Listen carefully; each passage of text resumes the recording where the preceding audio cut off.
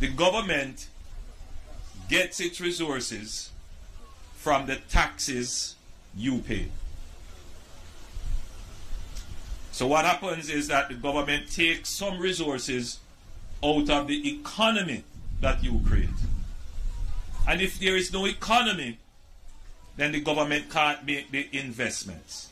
What the average Jamaican has not connected yet in their heads is that for the last 40 years, because we had a poor economy, we were not able to make the investments in water. I challenge you to go and do some research. And just go and look back at the papers for the last 20 or 30 years. It's easy, you can go online and do that. Or just put in a Google search, communities protest lack of water. And you will see a constant stream of news coverage about persons complaining about not having water. What should strike you then is, you have always been complaining about water, but you have never really complained about the root cause of not having water, which is not having a good economy.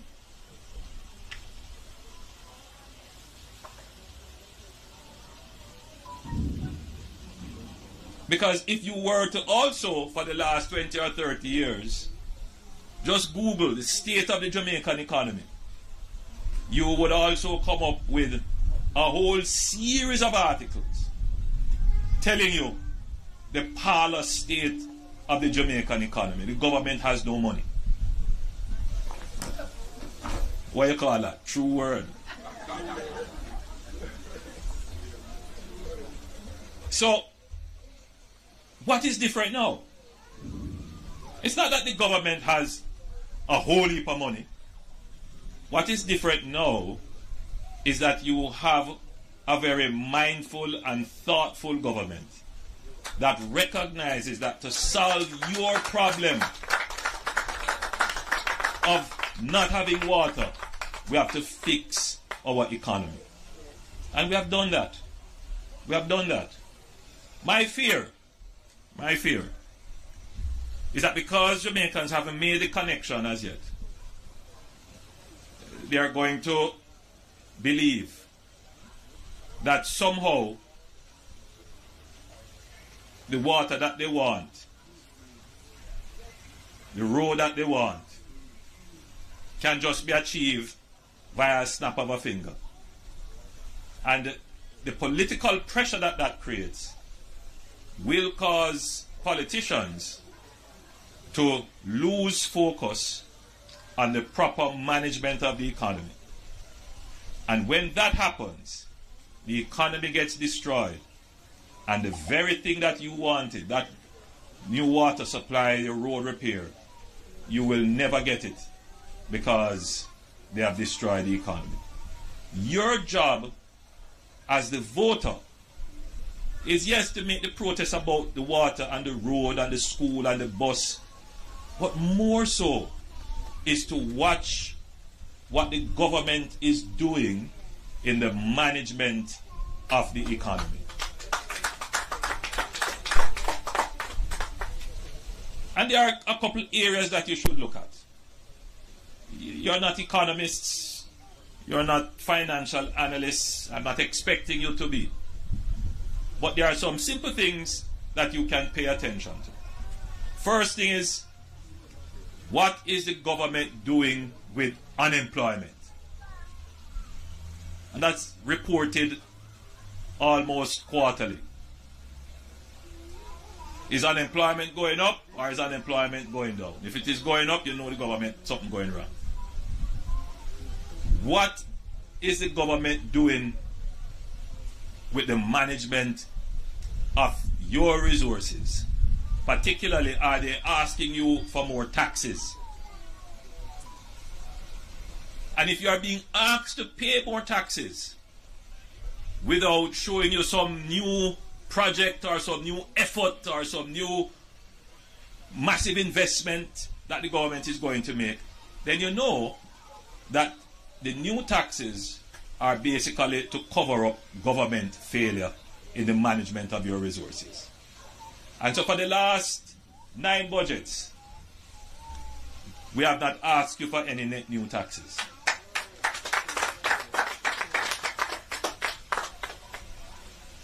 And there are other things that you can look at to see how the government is managing. What is the government doing with the debt? Is the debt going up or is the debt going down? These are the things that as voters you need to pay attention to. So don't be like, you know, the uninitiated, the voters who don't really pay attention to what really matters. I want you to be the thinking voters, the enlightened voters that make the connection between your water and your economy, your road and your economy. Because for decades people have been quarreling about their road and their water, but they have never made the connection with their economy. So almost every week, either myself or when Matthew was the minister or Minister Mackenzie, we are out launching some project or the other. This project is for $16 million, but it is part of a larger $300 million project. And this is just one project for this small area. Times gone by, the NWC couldn't do this. Times gone by, the balance sheet of the NWC was so bad that it was the government that had to take up money and bail out the NWC. When last have you heard of the government bailing out, taking over the debts of the NWC? Government doesn't get any credit for that, because obviously that is our job. We must manage the public enterprises so that they don't become a fiscal risk. But what is it that the people should vote for? Should they vote for promises? Or should they vote for performance? And ultimately, you know, I addressed a group of Jamaicans as I closed in New York recently. And they were very appreciative of my presentation, because in the society in which they live, every day they make the connection between the economy and their standard of living. Clearly there are other issues that they have to vote on. But the main issue for any society that is going to grow and develop is to vote on the engine of development and prosperity. And the engine of development and prosperity is the economy.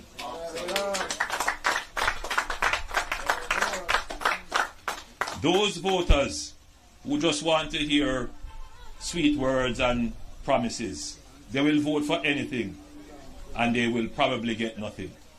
And that is the reality of the Jamaican experience. We have been very good stewards of the resources of the people of Jamaica. And we are going to go through the length and breadth of Jamaica and make the point to every Jamaican that all the things that you want, the truth is that this government has had the highest rate of delivery of the things that you want. If you compare the delivery of water supply today versus the delivery of water supply for the 18.5 years of the opposition plus their last 5 years.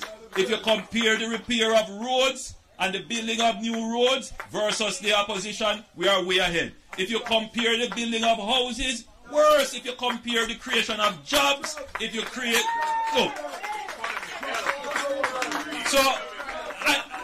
So when I see Paul and people talking, I wonder, where is the rationality?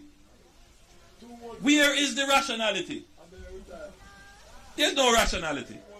My conscience, you know, is clear and my heart is clean. I have discharged my duties as Prime Minister of this country in a way that is incomparable. So, as I stand here to again launch another project, we say to the people, make sure that you make the wise choice. I thank you for being such a very attentive audience. God bless you.